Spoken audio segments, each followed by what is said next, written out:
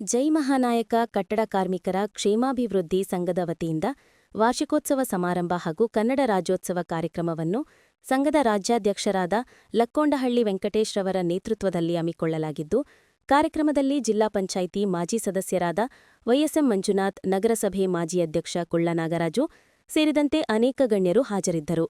ಹೌದು, ಹೊಸಕೋಟೆ ನಗರದ ಬಿಆರ್ ಅಂಬೇಡ್ಕರ್ ಭವನದಲ್ಲಿ ಹಮ್ಮಿಕೊಂಡಿದ್ದ ಕಾರ್ಯಕ್ರಮದಲ್ಲಿ ಎಲ್ಲ ಗಣ್ಯರನ್ನು ಗಿಡ ನೀಡುವುದರ ಜೊತೆಗೆ ಸ್ವಾಗತಿಸಿ ಕಾರ್ಯಕ್ರಮದ ರೂಪುರೇಷೆಗಳ ಬಗ್ಗೆ ವಿವರಣೆಯನ್ನು ನೀಡಲಾಯಿತು. ಇನ್ನು ಇದೇ ಸಂದರ್ಭದಲ್ಲಿ ನಗರಸಭೆ ಮಾಜಿ ಅಧ್ಯಕ್ಷ ಕುಳ್ಳ ನಾಗರಾಜು ಹಾಗೂ ಜಿಲ್ಲಾ ಪಂಚಾಯಿತಿ ಮಾಜಿ ಸದಸ್ಯರಾದ ವೈಎಸ್ಎಂ ಮಂಜುನಾಥ್ ರವರು ಕಾರ್ಯಕ್ರಮವನ್ನು ಕುರಿತು ಮಾತನಾಡಿದರು. ಹಾಗಾದರೆ ಅವರೇನು ಮಾತನಾಡಿದ್ದಾರೆ ಅಂತ ಒಮ್ಮೆ ಕೇಳೋಣ ಬನ್ನಿ.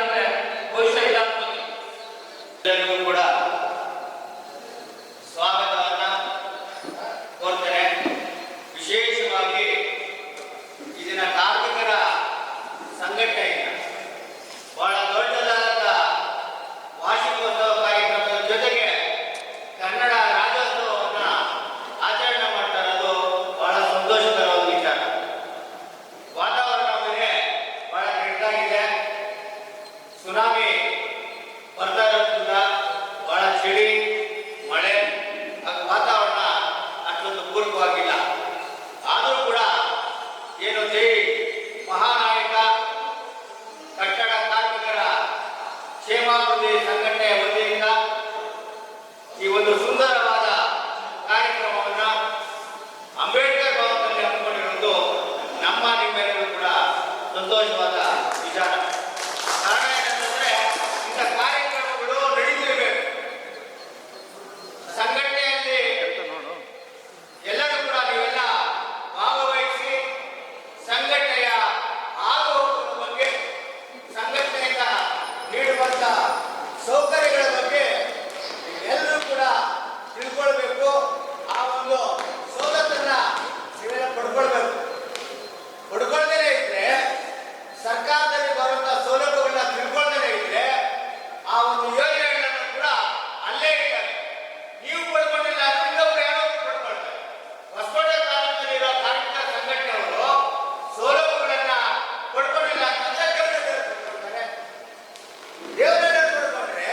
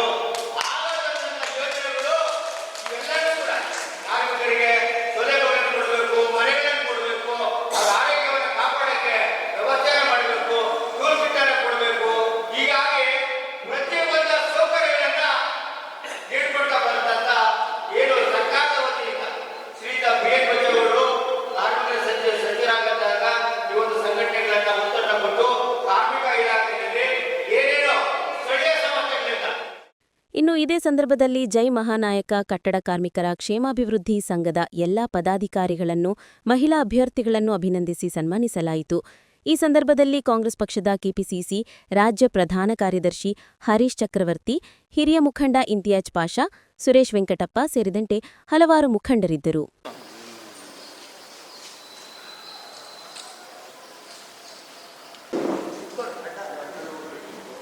ಈ ಕಡೆ ನೋಡಿ ಸರ್, ಎಲ್ಲ ಈ ಕಡೆ ನೋಡಿ, ಮುಂದೆ ನೋಡಿ ಸರ್, ಈ ಕಡೆ ನೋಡಿ.